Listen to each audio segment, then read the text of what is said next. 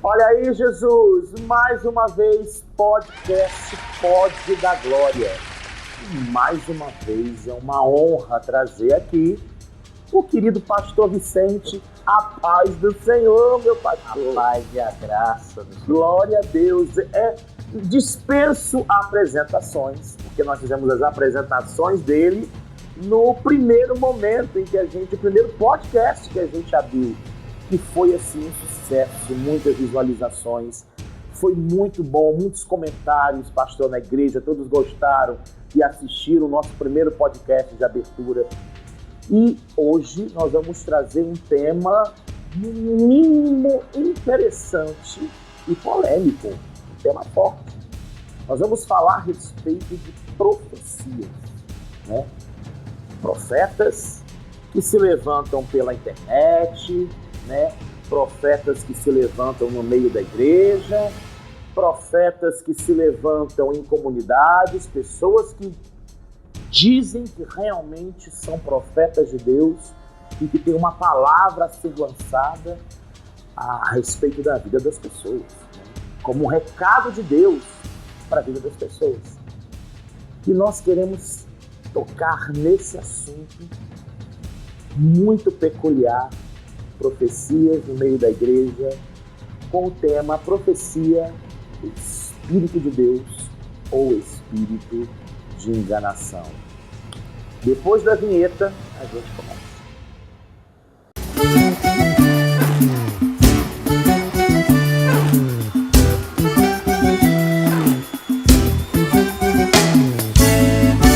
Mais uma vez, seja bem-vindo ao nosso podcast. Pastor Vicente, é muito comum a gente entrar nas redes sociais como Instagram, YouTube, e você vê até o próprio Facebook. E a gente vê pessoas famosas dentro do meio, eu vou chamar de gospel, que não são cantores, mas que são alguns pregadores da palavra e que eles se dizem profetas de Deus, no qual eles sempre lançam profecias, fazem lives, gravando vídeos, e num dado momento ele para e diz assim: Deus está me usando agora, e começa a falar em línguas. Não estamos falando a respeito dos dons do Espírito. Eu creio, o pastor Vicente também crê nos dons do Espírito. Mas o interessante é que em seguida eles começam: olha, esse recado é para você que está do outro lado. Deus está dizendo isso ao seu respeito. Então, qual a tua visão como pastor de tantos anos, né, como alguém que está dentro da obra há tantos anos, dirigindo obras em várias igrejas, a respeito de profecias? Para começar, o que é um profeta mesmo, de verdade? Em primeiro lugar, eu quero te desejar paz, te Glória a Deus, né, por esse trabalho aleluia, maravilhoso, onde com certeza dúvidas são tiradas. Muitas pessoas nos procuram, nos perguntam. Quando verdade. A gente sai de um púlpito, não perdemos, mas ganhamos tempo com essas pessoas, com essas perguntas. E quando se fala de profeta e profecia, precisamos colocar tudo no eixo, nos seus devidos lugares, né?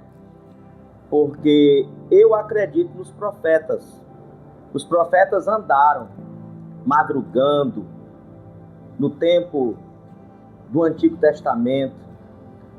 O profeta, irmão Douglas, ele foi levantado com um propósito, o profeta. Se você prestou atenção, todas as vezes que Deus permitia um rei se levantar no império, todas as vezes que Deus levantava um rei para Israel, pode perceber que Deus levantava também um profeta. Oh, glória, é verdade. Você pode ver. No tempo do rei Davi, que é o mais conhecido nosso, que pregamos muito sobre Davi, tinha um profeta. o profeta era Natã. Natã. Então, no tempo de Acabe, tinha um profeta, eu creio que você vai falar dele, era Micaías. Então, por que Deus levantava os profetas? Porque os profetas, palavra minha, andavam no calcanhar dos reis. Se eles se exaltassem, se eles passassem da palavra do Senhor, Deus convocava o seu profeta e entregava uma mensagem de Deus para o rei. Por exemplo, mais um exemplo. No tempo do rei Saul, o primeiro rei de Israel, quem era o profeta? Samuel. Quando o rei fracassou, Deus mandou ele derrotar, aniquilar os amalequitas. Isso. Ele poupou o melhor do interdito, trouxe ovelhas, bois, as ouro, mulheres, as mulheres, crianças, ainda ouro. trouxe o rei Agag. Isso. Deus vai, usa o profeta Samuel, como eu disse que estava no encalço, no calcanhar do rei, e foi a ele e combateu as suas heresias, as suas mentiras. E ele disse, não, o povo foi que poupou o melhor do gado para oferecer ao teu Deus, Samuel. Aí Samuel, já com a palavra no coração, saiu pela boca, dizendo, é melhor obedecer a Deus do que sacrificar animais. E por isso tu perdeu o reino para outro melhor do que você. Então, todas as vezes o profeta era essa, a função do profeta era essa. Aí você vai ver no tempo dos reis, no tempo do Império Babilônico que invadiu Judá, levou o povo ao cativeiro, tinha um profeta lá chamado Jeremias. Jeremias falava e o povo não acreditava. É para isso que serve o profeta de Deus, para anunciar as verdades, as virtudes de Deus. É como se o profeta fosse aquele que acompanhasse a vida espiritual daquela pessoa, e quando a pessoa começasse a sair do trilho, o profeta tinha uma palavra do Senhor dizendo assim, epa, volta, porque o lado que você está indo, que você está caminhando, é o lado errado, né? Era como se ele fizesse isso. Ele estava ali na função de exortando, exortar, que é trazer o rei para o centro da vontade de Deus, para que eles não fossem penalizados. E eles não entendiam. Às vezes açoitavam, colocavam em calabouço com pão e água, sofria o profeta. Muitos profetas não podiam nem casar, irmão Douglas. Jeremias ouviu isso de Deus. Houve um profeta, já lá no cativeiro babilônico, que nós conhecemos muito, eu gosto muito de ler o Ezequiel. Sim. Ezequiel, ele também foi um profeta no exílio. Deus falou com ele tudo o que ia acontecer com Judá, tanto o retorno, e ele morreu lá. A esposa dele morreu em Babilônia. Quer dizer, era um ofício. Por isso que a Bíblia até diz assim, que nós não devemos, de maneira nenhuma, maltratar os profetas, porque eles são do Senhor. Eles não eram um profissional para receber o ouro e a prata, mas eles eram um profissional de Deus. Oh, glória! Eles recebiam de Deus, eles eram formados na academia de Deus. Eles ouviam o profeta, ele ouvia a voz de Deus. Lembra de Jonas? Sim. Filho de Amitai? O Jonas nasceu num lar profético, porque o pai dele era um profeta. No dia que o Senhor o chamou para ir até Nínive, uma cidade ímpia, né, onde o pecado engrossou como uma fumaça negra e cheirou nas narinas de Deus, Deus, aqui não. E mandou o profeta. Ele ouviu. A palavra do Senhor veio ao profeta. Então, o profeta é aquele, o profeta verdadeiro, é aquele que escuta a palavra de Deus. Glória. Ele está ouvindo a palavra de Deus. Deus está falando no seu ouvido. Ele não está aprendendo. Ele não está trazendo adivinhações. Ele está ouvindo Deus falar. Perfeito. Ele não falava nada. Inclusive, você tem um texto aí que você estava aqui me mostrando, eu fiquei muito feliz com esse texto aí que você vai daqui a pouco falar, né? Com certeza. E já eu vou comentar esse texto aqui com o pastor, que eu achei esse texto tremendo. que está em 2 Crônicas 18. Mas continuando com o descorrer da história que o pastor estava falando, que citou vários profetas, como ele citou de Jonas, né, que Jonas acabou, a história conta que ele não obedece à voz de Deus, ele entra num barco, ele vai viajar para outro lugar. E naquele momento o mar começa a ficar revolto e as pessoas têm um discernimento de que Deus estava fazendo alguma coisa no mar por causa de alguém. Tinha um Deus. Tinha um Deus fazendo, porque eles fizeram um círculo de oração e cada um clamou ao seu Deus. E nada resolvia, as coisas estavam piorando. Então nós vamos ver o que é que está acontecendo, né? E eles fizeram o quê? Uma chamada de pessoas. E caiu a sorte em Jonas. E eles foram até Jonas e disse: qual é o teu Deus? E Jonas disse: o meu Deus é o Deus dos céus. Oh, glória! E começou a contar o porquê de tudo aquilo. Aí eles foram e disseram: o que é que a gente pode fazer para esse teu Deus parar com esse movimento, com esse revolto do mar aí, com essa ventania, com essa tempestade? É só me lançar no mar. Ele sabia. E eles lançaram Jonas no mar, um grande peixe o engole e leva até a Nínive, onde estava a palavra do Senhor para aquele povo. E ele já saiu pregando a palavra. O interessante, pastor, que sempre me chamou a atenção nessa história, nesse texto da Bíblia, é que Jonas pede para ser lançado no mar. Por que Jonas pede para ser lançado no mar? Porque ele não poderia se jogar ao mar, porque se ele se jogasse ao mar e ele não sobrevivesse, porque ele não sabia que haveria uma baleia para engoli-lo, né? Deus enviou essa baleia naquele momento. Se ele se lançasse ao mar, seria um suicídio, e ele poderia morrer afogado. Então ele pula no mar e antes que ele se afogasse, a baleia o engole. Era o plano. Era o plano de Deus. E o vomita em Nínive. Por quê? Porque a palavra de Deus não pode voltar vazia, ele vai ter que entregar. E ele foi entregar. E quando ele entregou, alguém passou na praia e ouviu que Nínive ia submergir, ia afundar, ia sair do mapa. E o que foi que aquele cidadão fez? Foi até o rei. O rei disse: olha, eu venho da praia, eu vi uma coisa lá extraordinária. O quê? Vocês não vão acreditar. Eu vi uma baleia abrir a boca e saiu um homem de lá. E ele começou a dizer: assim diz o Senhor, Nínive 40 dias vai submergir. E o rei ouviu aquela palavra, sentiu pesar e colocou panos de saco em todos, até nos animais. Ninguém come nem bebe até passar isso aí. Aí Deus foi e acalmou. E você vai ver na história que o profeta até ficou indignado, pediu a morte. Como é que pode? Foi isso que eu te disse, por isso que eu não vinha. Porque eu sabia que bastava alguém derramar uma lágrima, tu ia se arrepender disso aí, Deus. Mas não era isso, ele não foi porque ele estava em desobediência.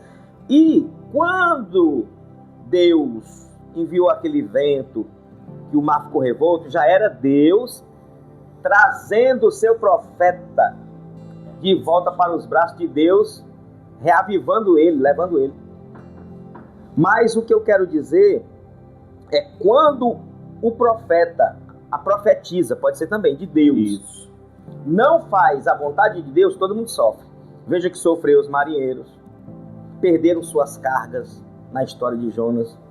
Rapaz, a gente se deteu aqui, não foi nessa história porque é muito linda. É linda. E o mais interessante também, pastor, de tudo isso, a gente já pesquisando, eu pesquisei sobre a história de Jonas, e muitas pessoas falam assim: não, essa história dele é muito fantasiosa, né? É muito fantasiosa porque quem a gente que conhece, que estuda, que já teve aulas a respeito de biologia, sabe que a baleia é o maior mamífero que existe na face da Terra, porém, a baleia ela só se alimenta de peixes minúsculos, porque a garganta da baleia ela é muito pequena.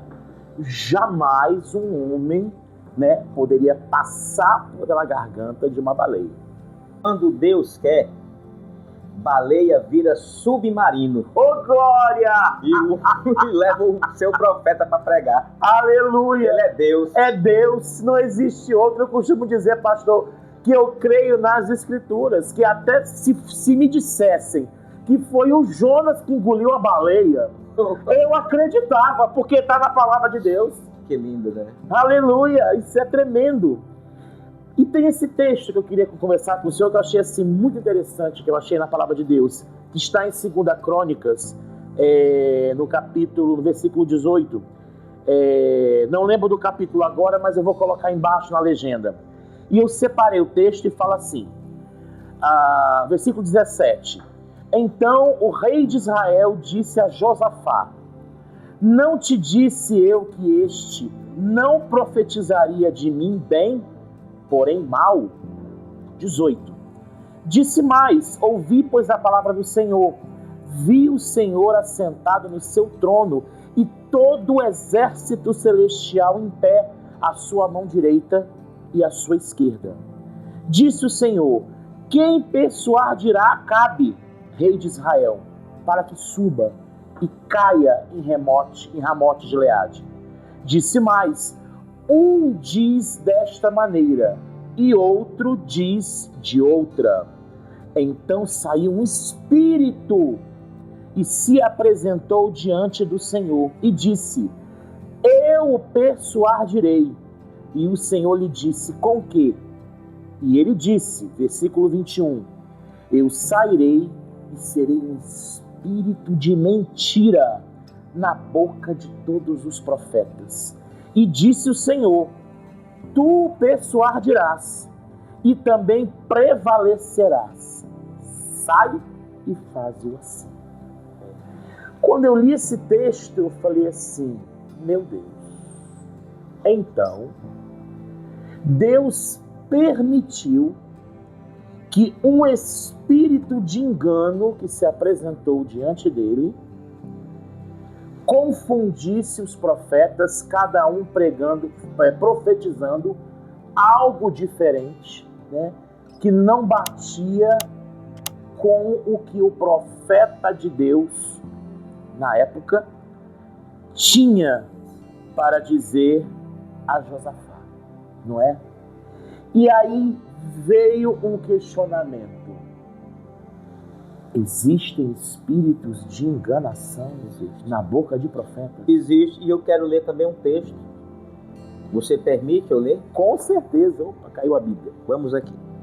2 Tessalonicenses, veja que texto extraordinário. 2 Tessalonicenses, capítulo 2. Olha, eu vou dizer algo antes de eu ler isso aqui. O que nós estamos falando aqui não é para agredir, verdade, não é religião, isso. Nós estamos com a Escritura.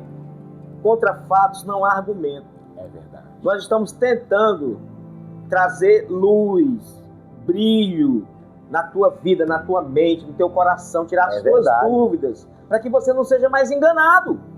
Amém. Basta, para. Nós não iríamos ficar aqui 1 hora, né, apenas trocando ideias se nós não tivéssemos aqui a verdade. Conhecereis a verdade, e a verdade vos libertará. Então é a verdade da Bíblia para o seu coração. 2 Tessalonicenses, capítulo 2, versos de número 11. E por este motivo, qual o motivo? Da ganância do povo, do engano do povo, deles gostar do engano, deles gostarem do erro, de alguém, como aconteceu nesse episódio, eles estavam sentados na mesa de Jezabel, comendo, bebendo, se empanturrando, e o contexto diz que era uma seca muito grande, todo mundo morrendo, e eles comendo e profetizando com o espírito da mentira. 2 Tessalonicenses 2:11. E por este motivo, pois que Deus lhes manda a operação do erro para darem crédito à mentira, a fim de serem julgados todos quantos não deram crédito à verdade. Antes, pelo contrário, deleitaram-se com a injustiça. Deus permitiu a operação do erro. Ontem, hoje, amanhã. Eita Deus. Confirmando esse espírito aí. É Deus quem permite. Aí alguém pode dizer, então Deus é mau. Mal? Deus é maravilhoso. Oh, glória. Porque no final das contas, a verdade vem à tona. É verdade. É necessário que haja contendas, debate, para que se manifeste os verdadeiros. Os verdadeiros vão aparecer. Nesse tempo aí, o irmão Douglas, os reis iam à guerra. Sim. Então, eles procuravam o quê? Se aconselhar com os profetas. E quem eram os profetas da época? Os profetas de Baal e os profetas de Acera, que comiam e bebiam na mesa de Jezabel. Por quê? Por causa da fome, por causa da seca. Mas no palácio tinha. Então, o Acabe com Jezabel ajunta esse povo, faz o banquete. Quando todo mundo está banqueteado, ele vai e diz: como vai ser a guerra? Vai dar certo para mim? Eu vou à guerra e volto em paz? Os meus inimigos serão derrotados? Todos diziam com esse espírito aí, ó: sim, o senhor pode ir, que o senhor vai guerrear e vai ser uma bênção. Israel vai crescer, nós vamos ficar com os despojos, esse reinado vai crescer. Aí quando Josafá é convidado pelo rei Acabe para juntar o exército de Judá com Israel, que ele viu essa situação, Josafá, um homem santo, nunca foi a uma guerra sem consultar o Senhor, disse: ei, gente, não tem aí um profeta aí diferente? Todo mundo está falando a mesma coisa. Ele viu, ele percebeu.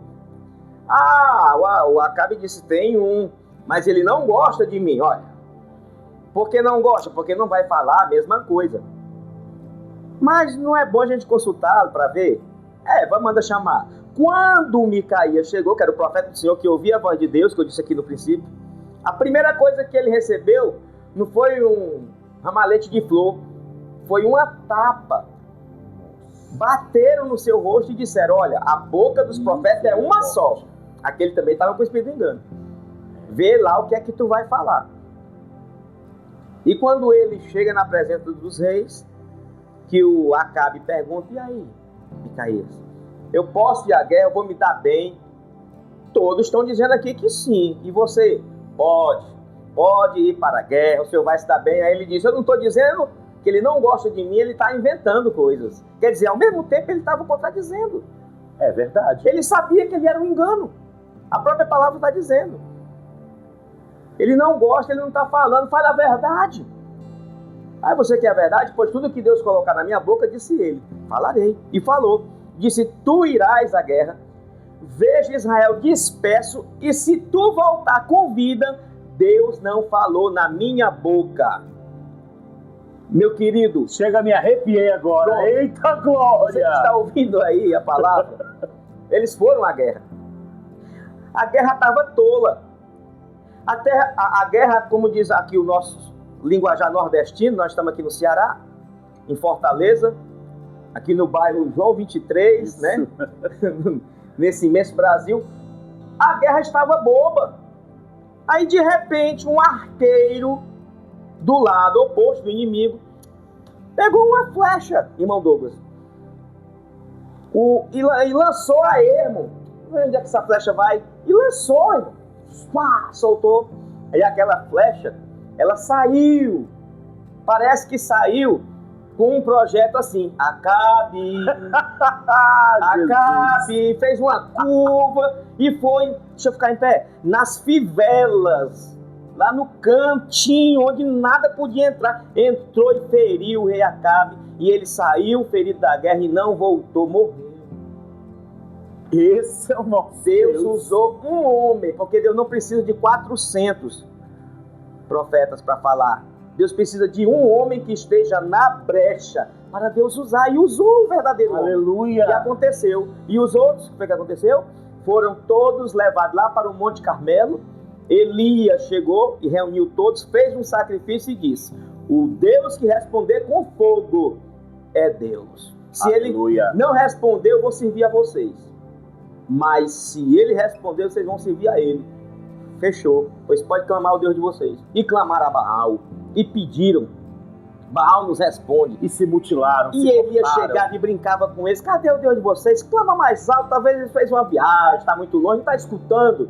Mas talvez esteja dormindo. Esteja dormindo. Mas quando chegou, irmão Douglas, a hora de Deus agir, usar o profeta Elias, verdadeiro profeta que ouvia a voz de Deus, ele endireitou o altar, colocou as pedras do altar em ordem. Eu estou sentindo a presença de Deus nesse ambiente. Também. Então tá de chorar. Eu sei que você está sentindo também. Colocou o altar em ordem. E ali colocou o animal. E chamou os homens e disseram: ei, faz um rego aqui. Eu gosto de ficar em pé, ó. Hoje está quente aqui o negócio. Está quente. Espírito Santo. Faz um rego aqui. Fizeram um rego. Não, pode aprofundar mais. 7 vezes mais. E foram aprofundando. O altar ficou assim. E eles agora trazem água. E enche esse rego de água aqui. Encheram. Molha essa lenha. Molha esse animal. Como é que vai pegar fogo aqui? Impossível. Jamais. Nem o pai. Olha, ele estava fazendo isso para dizer que não é truque. É verdade. Levantou a voz, ó Deus, para que esse povo saiba que tu está comigo. E quando eu falo, acontece, porque tu estás comigo. Manda fogo. Do céu veio uma língua de fogo, diz a Bíblia, que começou a lamber aquela água. Aquela língua lambeu aquela água, lambeu a água, foi lambendo e passou por cima da lenha, acendeu a lenha, queimou o holocausto, Deus cheirou. E o povo disse: só o Senhor é Deus. Tem quem possa. Lindo, não tem quem possa. Que o povo cai prostrado de joelho no deserto, em cima do Monte Carmelo.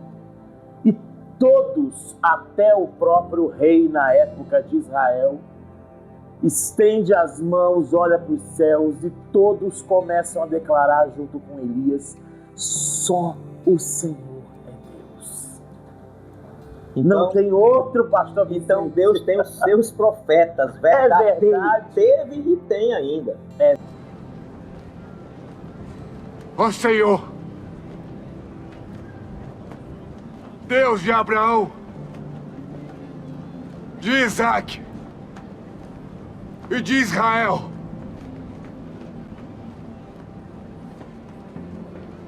manifeste-se hoje que tu és Deus em Israel e que eu sou teu servo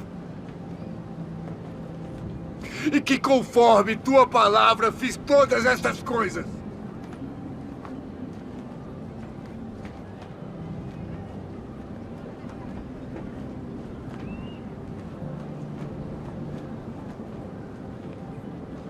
Responda, Senhor! Responda! Para que este povo saiba que tu, Senhor, és Deus! E que a ti fizeste voltar o coração deles.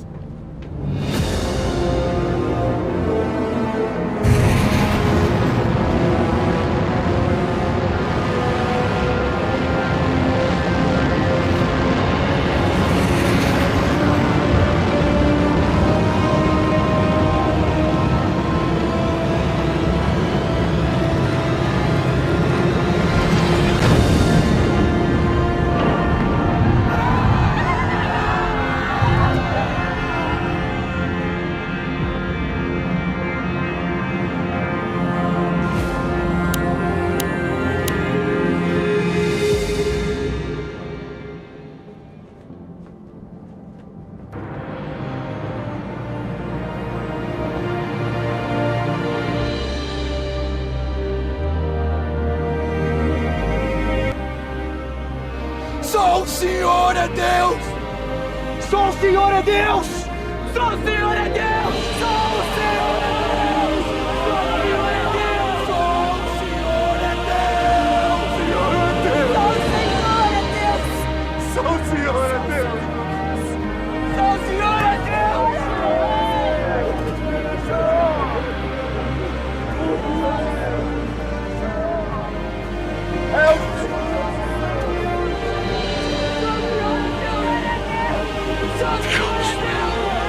Meu